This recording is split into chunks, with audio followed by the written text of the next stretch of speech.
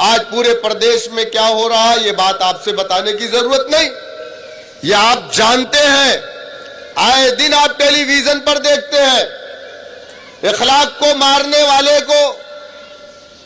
आपको याद है दादरी में इखलाक नामी 2014 में समाजवादी पार्टी की हुकूमत में इखलाक नामी एक शख्स की मॉब लिंचिंग की गई थी। हम लोग उनके घर पर गए थे नोएडा के अंदर। इल्जाम क्या था कि इनकी फ्रिज के अंदर बड़े का गोश्त है।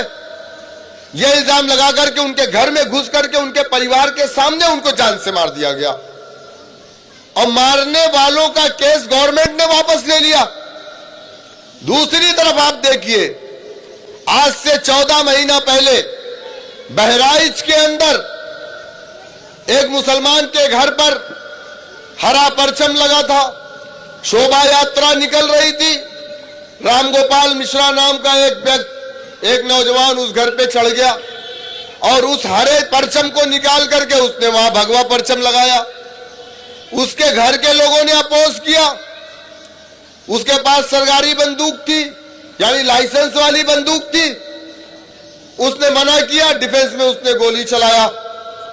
रामगोपाल मिश्रा को गोली लगी, वो मर गया। मीडिया के जरिए से हवा फैलाई गई कि रामगोपाल मिश्रा को तड़पा तड़पा के मारा गया, उसके नाखून को खींचा गया, उसके पैरों को जलाया गया, तरह तरह। बहराइच पुलिस ने ऑफिशियल अपनी वेबसाइट पे, अपने पेज पे, अपने ट्विटर हैंडल पे डालती है कि नहीं, ये अफवाह है, उसका नाखून नहीं खींचा गया, उसको तड़पा के नहीं मारा गया, उसको जलाया नहीं गया, वो सरफराज की गोली से मरा है। परसों फैसला आता है बहराइच कोर्ट का, सरफराज को फांसी की सजा। और फैसले में क्या कोर्ट किया जा रहा है? संविधान नहीं कोर्ट हो रहा है, देश का कानून नहीं कोर्ट हो रहा है, मनुस्मृति को कोर्ट किया जा रहा है, जिसको भीमराव अंबेडकर ने जलाया था।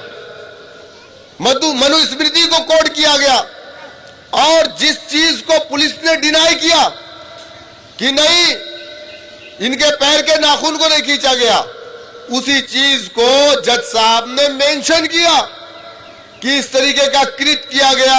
और मनुस्मृति का एक श्लोक लिख करके कहा कि उसमें लिखा है ऐसे असामाजिक तत्व जो समाज के अंदर ये भावना फैलाते हैं, ऐसे लोगों को फांसी की सजा दी जाए। उन्होंने ऐलान कर दिया।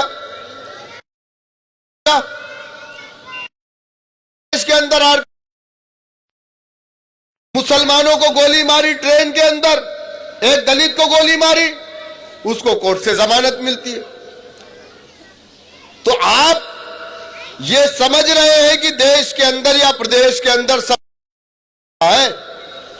आपकी मसाजिद, आपकी मदारिस, आपका नकाब, आपका हिजाब, आपकी बच्चियां, आपका मजहब, आपकी शरीयत, सब कुछ तो निशाने पर है। आपका बच्चा गलती करता है, आपके पूरे घर को बुलडोजर लगा के तोड़ दिया जाता है। अभी जहर बेचने वाले जो कब बड़ी हवेलियां है, वहां बुलडोजर नहीं जा रहा।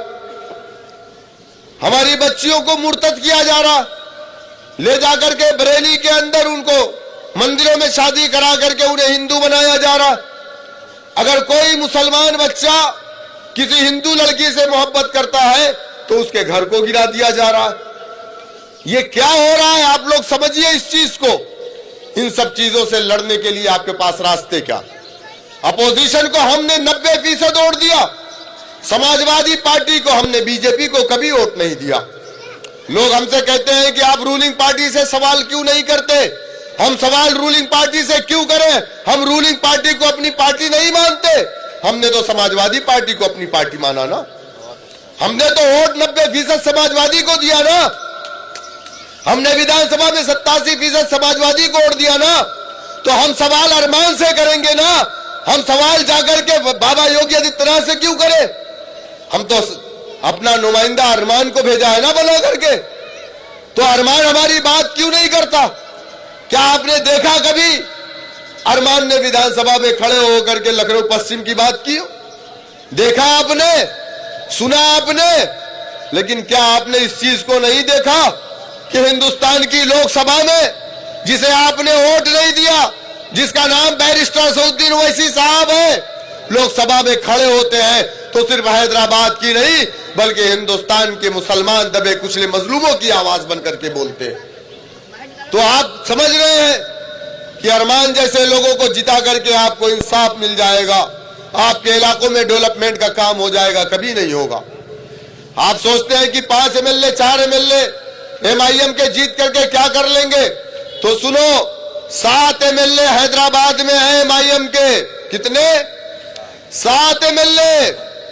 और वहां किसी की हिम्मत नहीं है कि रात में 1 बजे 2 बजे मेरी बहन अगर नकाब में स्कूटी से जाए तो किसी के अंदर इतनी हिम्मत नहीं है तो उसकी स्कूटी को रोक ले। बहुत अच्छा भाई, बहुत। मेरा नौजवान दाढ़ी और टोपी में 2 बजे रात को स्कूटी से उस शहर में घूमे, किसी की हिम्मत नहीं है कि उसको रोक ले कोई पुलिस वाला।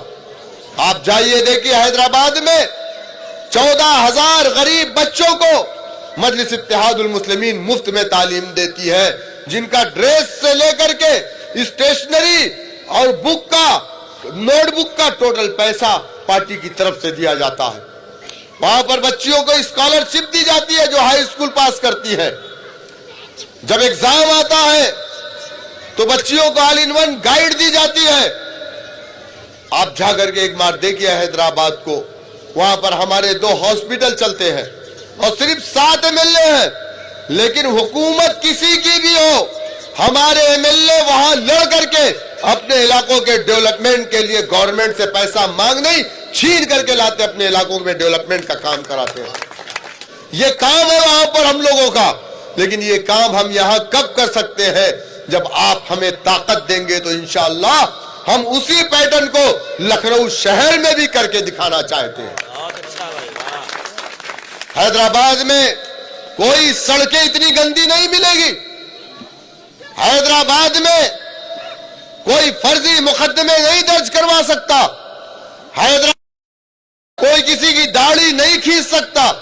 हैदराबाद में कोई किसी की टोपी नहीं उतार सकता।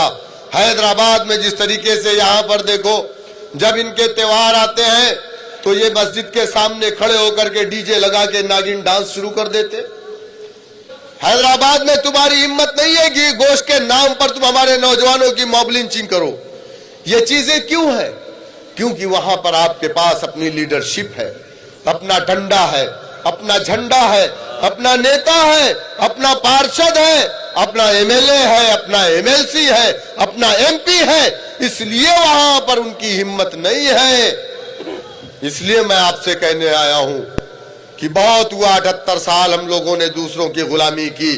काशीराम ने 11% को मुत्तहिद किया, अपने कौम की एक बेटी को उत्तर प्रदेश का मुख्यमंत्री बनाया। तो क्या मेरी बेटी एक वार्ड की पार्षद नहीं बन सकती? बहुत अच्छा, बिल्कुल नहीं बन सकती। क्यों मेरी बेटी मिनिस्टर नहीं बन सकती?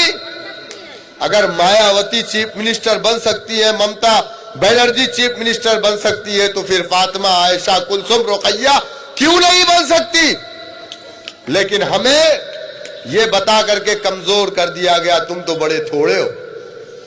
अरे जंग ज्यादा से नहीं, जंग हिम्मत और फौलादी लोगों को साथ में लेकर के जीती जाती है। बहुत अच्छा, वाह। अल्लाह सुब्हानहू तआला ये तय करता है कि मैं किसको बादशाहत दूंगा। ये कोई इंसान नहीं तय करता, ये अल्लाह तय करता है। इंसान का काम कोशिश करना, जिद्दोजहद करना। जब हम कोशिश करेंगे तब तो अल्लाह सुब्हानहू तआला हमें नवाजेगा। लेकिन इसका ये मतलब नहीं है कि हम सिर्फ बैठ जाएं और बस हाथ उठा करके दुआई। अल्लाह के रसूल सल्लल्लाहु अलैहि वसल्लम ने जिस हाथ को उठा करके दुआ मांगी, उसी हाथ में अल्लाह के नबी ने तलवार को भी पकड़ा है। मेरे दोस्तों, मेरे बुजुर्गों, मुत्तहिद हो तो बदल डालो निजामे गुलशन। ये पश्चिम की जो विधानसभा है, इस विधानसभा को हम बड़ी मजबूती के साथ 2027 के इलेक्शन में लड़ेंगे। हमारे पास पैसे नहीं है। किसी ने कहा कि मजलिस का कैंडिडेट पैसे से कमजोर होगा, तो अरमान के पास पैसा बहुत है। मैंने कहा सुनो, कौम में मुस्लिम पैसे पर बिकने वाली कौम नहीं है। हम में कोई खरीद सकता है तो अपनी मोहब्बतों से खरीद सकता है। हम दुनिया की किसी ताकत के सामने झुकने वाले नहीं है। लेकिन मोहब्बत के लिए हम अपनी गर्दन भी कटाने को तैयार हैं। कोई जबरदस्ती करके, कोई पैसे दे करके हमें न झुका सकता है, न इंशाअल्लाह ताला हमें खरीद सकता है। मेरी आपसे गुजारिश है कि आने वाले 2027 के इलेक्शन में मजलिस इत्तेहादुल मुस्लिमीन का नुमाइंदा आपके दरमियान आएगा। पिछली बार हम लोग यहां से कैंडिडेट का अनाउंस तो किए थे, लेकिन वो कैंडिडेट आपके दरमियान में किसी वजह से नहीं आया। अब ये मुझे नहीं मालूम कि उसका मसला क्या था, लेकिन इस बार इंशाअल्लाह ताला एक मजबूत कैंडिडेट आपको इस विधानसभा से दिया जाएगा और हम मजबूती के साथ इस विधानसभा को लड़ेंगे। लेकिन आप तमाम लोगों का साथ चाहिए मुझे। क्या आप साथ देंगे इंशाअल्लाह? आप बताओ मुझे कि इस देश में आपकी आवाज कौन है? बताओ आप मुझे, कौन बोलता है आपके लिए? हम लोगों ने बिहार में कितनी सीटें मांगी थी? 6 सीटें मांगी थी ना। 2.5% वालों को 16 सीट दे दी गई। उप मुख्यमंत्री का चेहरा बना दिया गया और वो 16 सीट में एक टिकट मुसलमानों को नहीं दिया। जब उससे पूछा गया कि तुमने मुसलमानों को टिकट क्यों नहीं दिया, तो उसने कहा ये थिएटर और फिल्म का टिकट नहीं है, ये राजनीतिक पार्टी का टिकट है, मुसलमान इसके लायक नहीं है। और वो मुसलमानों के वोटों से जीतने का ख्वाब देख रहा। हम लोगों ने 6 सीट मांगी, 18% हम थे, 14% यादव। मुख्यमंत्री का चेहरा बना दिया गया। 18% वाला क्या करेगा? दरी बिछाएगा, इनकी गुलामी करेगा। अब हम इंशाअल्लाह ताला इनकी गुलामी नहीं करेंगे। बहुत हुई ताबेदारी, अब लेके रहेंगे हिस्सेदारी। ताबेदारी मुर्दाबाद, हिस्सेदारी जिंदाबाद। आपने एक फिल्म देखी थी, वो फिल्म का नाम था पुष्पाराज। पुष्पाराज एक फिल्म आई थी, उसमें बोलता है झुकेगा नहीं। वो चंदन की लकड़ी पास करवाता है, तो सिंडिकेट वालों ने कहा कि 1 करोड़, अगर तुम माल 1 करोड़ का पास कराओगे तो 5 लाख रुपया तुम्हें दिया जाएगा। तो उसने कहा मुझे 5 लाख नहीं चाहिए। तो बोले फिर? बोले मुझे 4 चाहिए। तो उसके दोस्तों ने कहा अरे भाई तूने तो अपना नुकसान कर लिया, सामने वाला 1 करोड़ पे 5 लाख रुपया दे रहा है, तू 4 कह रहा है, तो तू 1 लाख कम कर लिया। बोले सुन, अपने को 5 लाख नहीं चाहिए, 5 लाख लूंगा नौकर बन करके रहूंगा, अपने को 4% चाहिए, 4%। और 4% लूंगा तो हिस्सेदार और पार्टनर बन करके रहूंगा, उसके साथ शाना बशाना खड़ा रहूंगा। तो हम लोग हिस्सेदारी और पार्टनरशिप की बात करते हैं। हमें 5 लाख नहीं, 4%। हम कितने उत्तर प्रदेश में? 20%। 403 विधानसभा है, हम कितने होते हैं? 20% के हिसाब से। काशीराम ने कहा था ना, जिसकी जितनी भागीदारी उसकी इतनी हिस्सेदारी। तो हम 80 सीट 20% के हिसाब से। ताहिर भाई अगर बात करेंगे 10 सीट कहेंगे तो ताहिर भाई के हिसाब से छोड़ दी जाएगी। 70 सीट तो लेंगे ना, तो 70 सीट से कम पे तो हम मानने वाले नहीं है। अगर गठबंधन होगा तो गठबंधन धर्म निभाया जाएगा, गठबंधन नहीं होगा तो लखनऊ की सारी सीटों पे लड़ा जाएगा। उत्तर प्रदेश की 200 सीटों पर तैयारी कर रहे हैं। कैंडिडेट तो हम लोग को 403 पर, अभी हम मीटिंग करके आ रहे हैं हमारे चारों जोनल और प्रदेश के लोगों की। कोई कह रहा है साहब हमारे पास तो बहुत कैंडिडेट अभी से आना शुरू हो गए, बिहार इलेक्शन के बाद से एक बाढ़ सी आ गई। अल्हम्दुलिल्लाह कॉन्फिडेंस लेवल मुसलमानों का हाई हुआ है कि हम भी जीत सकते। 6 मांगा था, नहीं दिया, अकेले 5 जीत करके आए। कांग्रेस 125 साल बूढ़ी पार्टी 80 सीट पर लड़ करके 6 सीट जीत करके आई। यकीनन बीजेपी को हराना हमारी जिम्मेदारी है। हम आजादी के बाद से फासिस्ट ताकतें ना खड़ी होने पाए, इसके लिए मुसलमानों ने हमेशा फासिस्ट ताकतों को रोकने के लिए सेकुलर ताकतों का साथ दिया। सेकुलरिज्म का सबसे बड़ा कुली अगर हिंदुस्तान में कोई है तो वो मुसलमान है। हमने सेकुलरिज्म की इस गठरी को अपने कंधों पर रख करके 75 सालों से सेकुलरिज्म का नारा लगाया, लेकिन हमारी तो कमर टूट गई ना। इसका मतलब तो यह नहीं है कि मैं अकेला ही इस बोझ को उठाऊं। क्या मेरा कोई काम नहीं है? क्या मेरे इलाके में काम नहीं है? क्या डेवलपमेंट का काम हमारे इलाकों में नहीं होगा? इसके लिए हमने कभी मुतालबा नहीं किया। और जब बीजेपी को ये हरा लेते हैं, जब आप जाते हैं इनके पास, तो ये कहते हैं कि आपने तो मुझसे कभी ऐसा नहीं कहा था कि आप मुझे मैं आपको वोट दूंगा तो आप नाली बनवाइएगा कि नहीं, आप सड़क बनवाइएगा नहीं। आपने बीजेपी के हराने के नाम पे मुझे वोट दिया, मैंने बीजेपी को हरा दिया, यही आपका इनाम है, यही है ना। मेरे दोस्तों, मेरे बुजुर्गों, जिस समाज का अपना डंडा, अपना झंडा, अपना नेता नहीं होता है, उस समाज को इंसाफ नहीं मिलता। उस समाज की बस्तियों में डेवलपमेंट का काम नहीं होता। उस समाज का बच्चा सरकारी नौकरियों में नहीं होता। उस समाज की कोई इज्जत नहीं होती। उसके साथ जुल्म, ज्यादती, अन्याय, अत्याचार होता है। और वही आज सबसे ज्यादा उत्तर प्रदेश में हमारे साथ हो रहा है। क्या ये बात गलत है? 20% मुसलमान उत्तर प्रदेश में, 27% मुसलमान जेल की सलाखों में। ये नाइंसाफी नहीं है? अगर इसी नाइंसाफी के खिलाफ हम बोलते हैं तो हमें कहा जाता है कि तुम खामोश रहो, तुम बोलोगे तो बीजेपी को फायदा होगा।